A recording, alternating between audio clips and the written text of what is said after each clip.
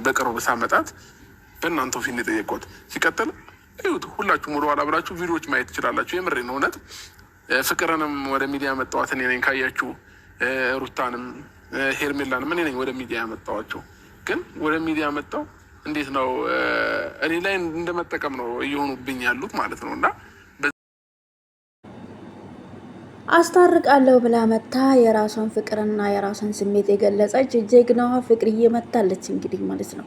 ሁለቱ ሴቶች እኔ ነኝ ያሸነፍኩት እኔ ደግ አደረግኩ እየተባባሉ እዛ ጋር ሲሟገቱ፣ እሱ ደግሞ እዚህ ጋር ፍቅርዬን ጠርቶ ፍቅርዬ ምን አጠፋው ስል ጊዜ እናንተ ያልጨረስነ ጉዳይ አለን ሩታ ድረሺ ያስብላል። እዚህ ጋር ሄርሜላ ድረሺ አይደለም ሩታ ድረሺ ያስብላል ማለት ነው። እኔም ምለው ጋይስ ማለት ነው። አሁንም ደግሞ ሀ ብሎ ደግሞ ድራማው በፍቅር በኩል ሊጀምር ነው መሰለኝ። ያ ማለት ደግሞ ፍቅርና ሩታ ድብድብ ሊጀምሩ ነው ማለት ነው። ፍቅር እንዴት ነው እሱ ሩታንና አብርሽን እኮ ልታስታርቂ ሄርሜላ ልታስገልሊ ነበር የመጣሽው። እንዴት ስሜትሽ ትዛለሽ? እንዴት በየትኛው መንገድ ሴት ልጅ ስትጎዳ ማየት አልፈልግም ስትያል ነበር እንዴ?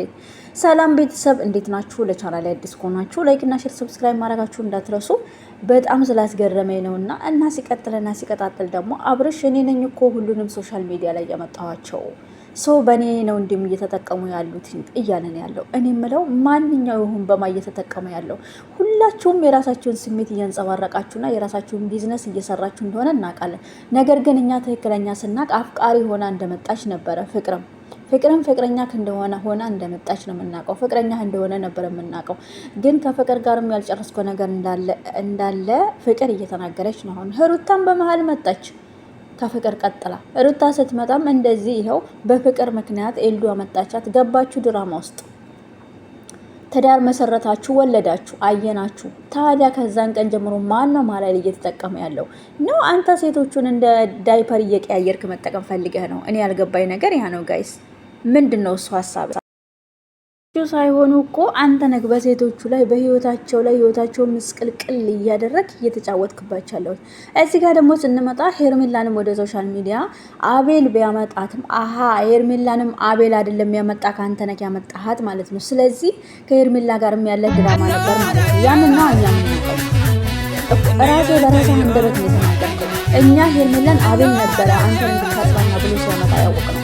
አንተ ግን ሶስቱም ሴቶች ወደ ሶሻል ሚዲያ መጣው ማለት ነው። ድራማ ነበር ከሄርሜላ ጋር ያለው ነገር ነበር ማለት ነው።